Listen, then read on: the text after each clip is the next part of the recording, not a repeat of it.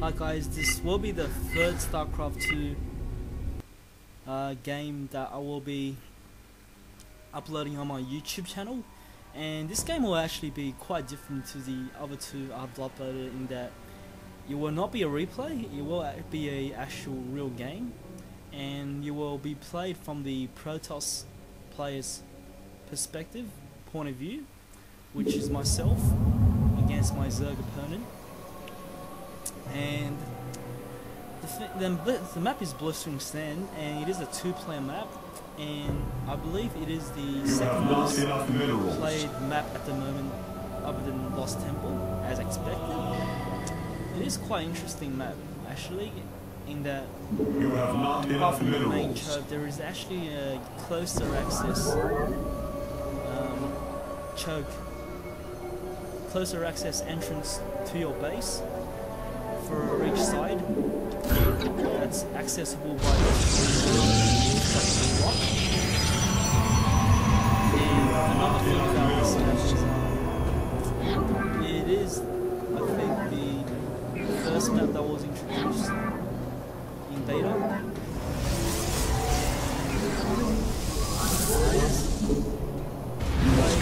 Additional pylons. Very much so in the first description games.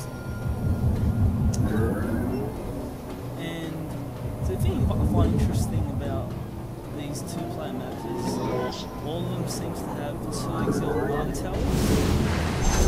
So it seems that all the 4-player maps has 4. I can't remember.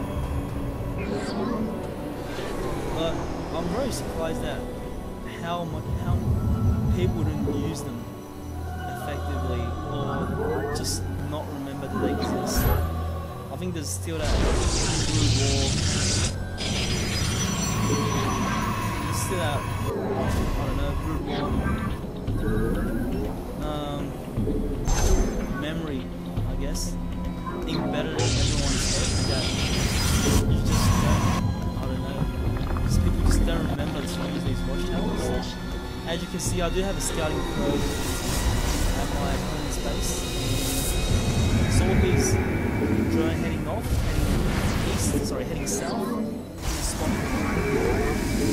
Just checking whether he's going for an early expansion, and did not see anything. And while I'm just going the typical Tech 2 side call build myself. And my opponent does have a drone in my base now. And what I find interesting is that in Starcraft, you often tell how good someone is by their starting worker. If you have a worker that's endlessly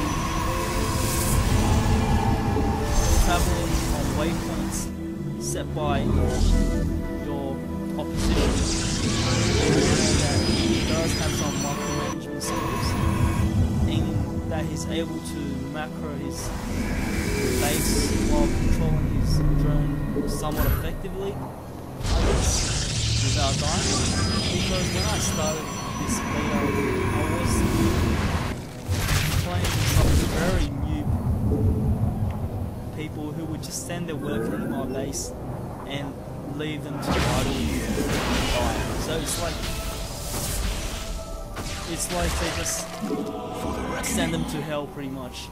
And with this, you can really sort of tell the level of your opposition from an 8 PM perspective, I guess, and micromanagement perspective.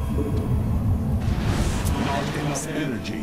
I did see a roach down earlier with my probe, so You have not enough minerals. I am building up a sizable force the roach dam. I am the voice of the eclipse. Standard free gate. And I am sending out a second probe to scout what my opponent is up You to. have not enough minerals. Because there's not many Zerglings up this side, so obviously he's taking to something. And do have to say that Chrono Boost has been very Your probes are under attack. games against Zerg so far. Found very useful. And my second probe just died, and it did die close to natural expansion, where the enemy had a group of units, army of units, guarding the entrance to natural, which indicates to me that he possibly is building a natural expansion, because if he does not, he would usually have his army at the choke of his main. So, based on my prediction, You must construct I additional sent out my army pylons.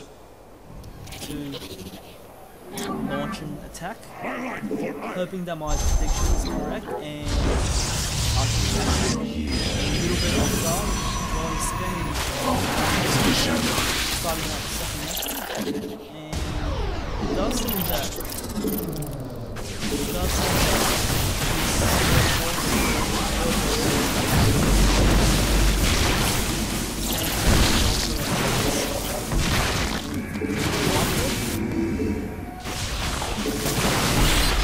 turn out that my prediction is correct, and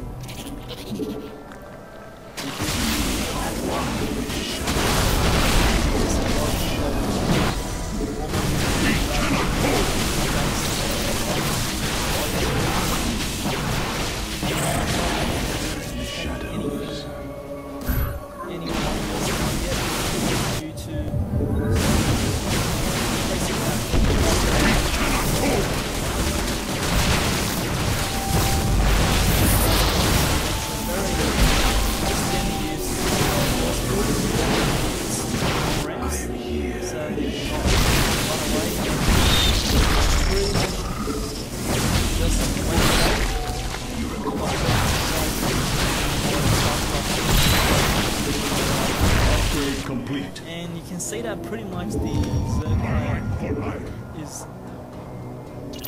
going to lose. Since losing his natural would be a great setback for any player at the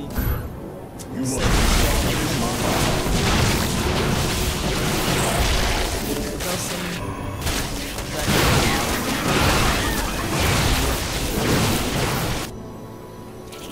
okay guys, yep, GG.